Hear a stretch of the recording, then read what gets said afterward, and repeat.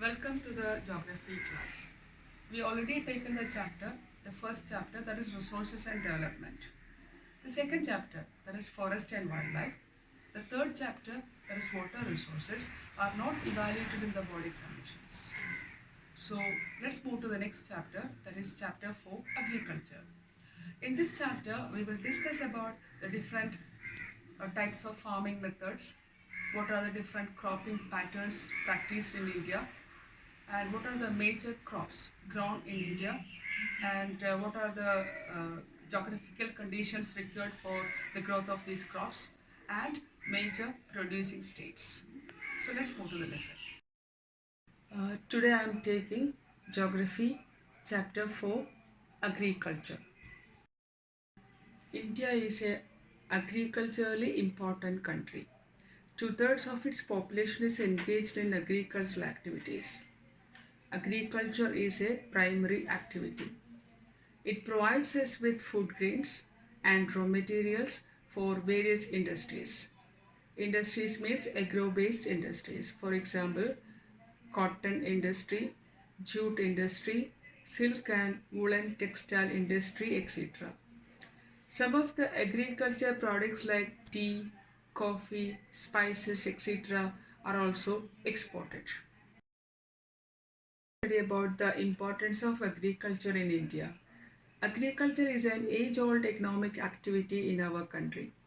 Over the years, cultivation methods have changed significantly depending upon the characteristics of physical environment, technological know-how, and socio-cultural practices.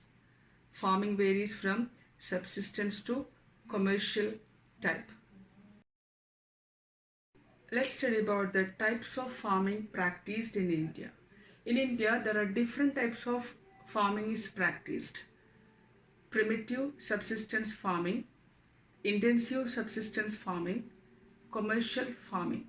These are the important types of farming practiced in India.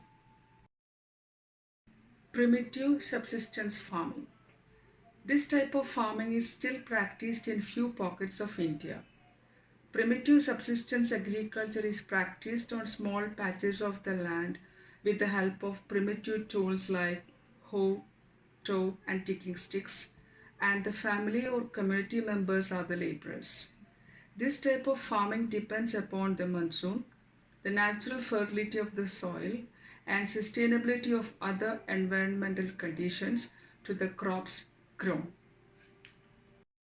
Slash and burn agriculture is a primitive subsistence farming.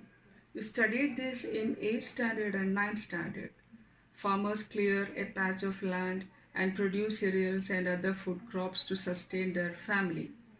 When the soil fertility decreases, the farmers shift and clear a fresh patch of land for cultivation. This type of shifting allows nature to regain the fertility of the soil through natural processes, and low land productivity in this type of agriculture is low as the farmers does not use fertilizers or other modern inputs, and it is known by different names in different parts of the country. Burn agriculture is known by different names in different parts of the country. It is booming in northeastern states like Assam, Meghalaya, Mizoram, and Nagaland, Pamlu in Manipur, Dipa in Bastar district of Chhattisgarh, and in Andaman and Nicobar Islands. And this slash and burn agriculture is also known as milpa in Mexico and in Central America, Conuco in Venezuela, Rocco in Brazil, Mosol in Central Africa, Ledang in Indonesia, Ray in Vietnam. It's known by different names in different parts of India. So you can find all these names in the textbook. Let's move to the next type of farming, intensive subsistence farming. This type of farming is practiced in areas of high population pressure on land. It is a labor-intensive farming where high doses of biochemical inputs and irrigation are used for obtaining higher production. though the right of inheritance leading to the division of land among the successive generations has rendered land holding size uneconomical, the farmers continues to take maximum output from the limited land. Thus, there is enormous pressure on agriculture land and the productivity is very high.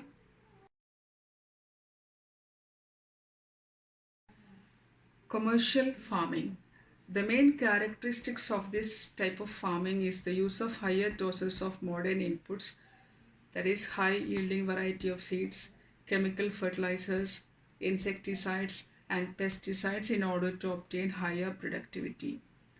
The degree of the commercialization of agriculture varies from one region to another region. Modern tools like tractors, harvesters are used for cultivation and the land productivity is very high. Plantation agriculture. Plantation is also a type of commercial farming. In this type of farming, a single crop is grown on a large area. The plantation has an interface of agriculture and industry. Plantations cover large tracts of land using capital intensive inputs with the help of migrant laborers.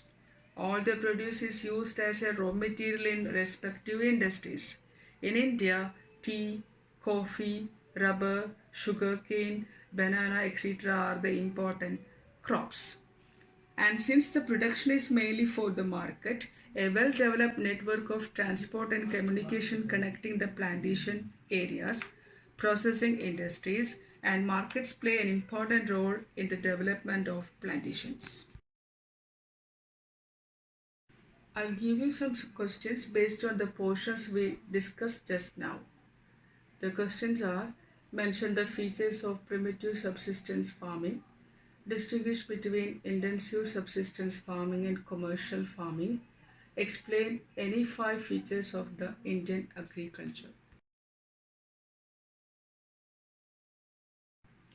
Let's discuss a few more portions today. So next comes the cropping pattern. We have studied the physical diversities and plurality of cultures in India.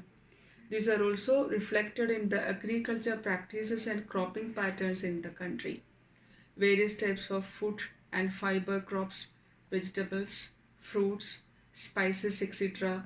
constitute some of the important crops grown in the country. India has 3 major cropping seasons in India. They are Rabi cropping season, Kharif cropping season, and Zaid cropping season. Rabi cropping season. Rabi crops are sown from October to December and harvested in summer from April to June. Some of the important Rabi crops are wheat, barley, peas, gram, and mustard. Though these crops are grown in large parts of India, states from the north and northwestern parts such as Punjab, Haryana, Himachal Pradesh, Jammu and Kashmir, Uttaranchal and Uttar Pradesh are important for the production of wheat. Availability of precipitation during the winter months due to the western temperature cyclones helps in the success of these crops.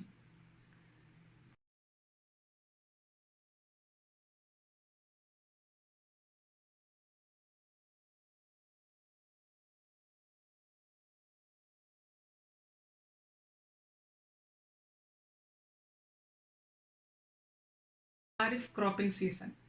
Kharif crops are grown with the onset of the monsoon. These crops are harvested in September to October. Important crops grown during this season are paddy, maize, jowar, bajra, tuar, moong, urad, cotton, jute, groundnut, and soybean. Some of the most important rice growing regions are Assam, West Bengal, coastal regions of Odisha, Andhra Pradesh, Tamil Nadu, Kerala, and Maharashtra, particularly the Konkan coast along with the Uttar Pradesh and Bihar. Recently, paddy is become an important crop in Punjab and Haryana. In states like Assam and West Bengal and Orissa, 3 crops of paddy are grown in a year?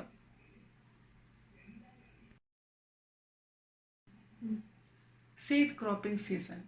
The season is in between the Rabi and Kharif seasons.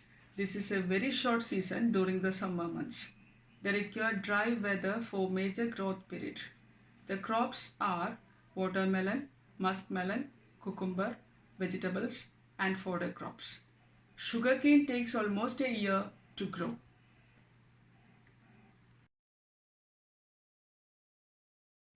Next, let us study about the major crops grown in India. A variety of food and non-food crops are grown in different parts of the country depending upon the variation in the soil, climate, and cultivation practices. Major crops grown in India are rice, wheat, millets, pulses, tea, coffee, sugarcane, oilseeds, cotton, and jute, etc. So let's first study about rice. Rice is the staple food crop of a majority of the people in India. Our country is the second largest producer of rice in the world after China. It's a kharif crop which requires high temperature above 25 degrees Celsius and a high humidity with annual rainfall above 100 centimeter. In areas of less rainfall, it grows with the help of irrigation.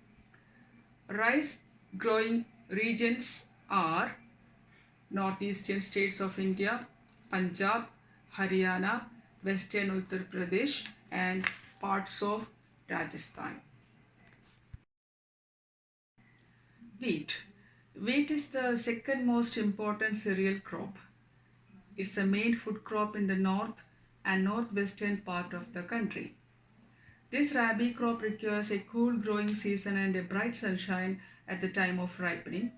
It requires 50 to 75 centimeter of the annual rainfall evenly distributed over the growing season. There are two important wheat growing zones in the country, the Ganga Satluj plains in the northwest and the black soil region of the Deccan. The major wheat growing states are Punjab, Haryana, Uttar Pradesh, Bihar, Rajasthan, parts of Madhya Pradesh. Millets. Jowar, bajra, and ragi are the important millets grown in India. These are known as coarse grains. They have high nutritional value. Ragi is a very rich in iron, calcium, and other micronutrients and roughage. Jowar is the rain-fed crop mostly grown in the moist areas which hardly needs irrigation. Bajra grows well on the sandy soils and shallow black soil. Rajasthan is the highest producer.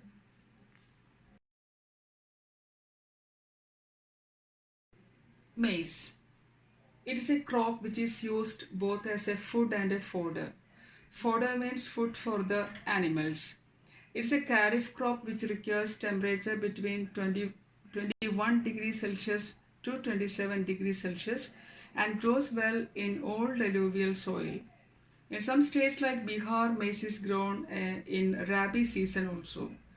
Use of modern inputs such as high yielding varieties of seeds, fertilizers, and irrigation have contributed to the increasing production of maize. Major maize producing states are Karnataka, Uttar Pradesh, Bihar, Andhra Pradesh, Madhya Pradesh, and Telangana.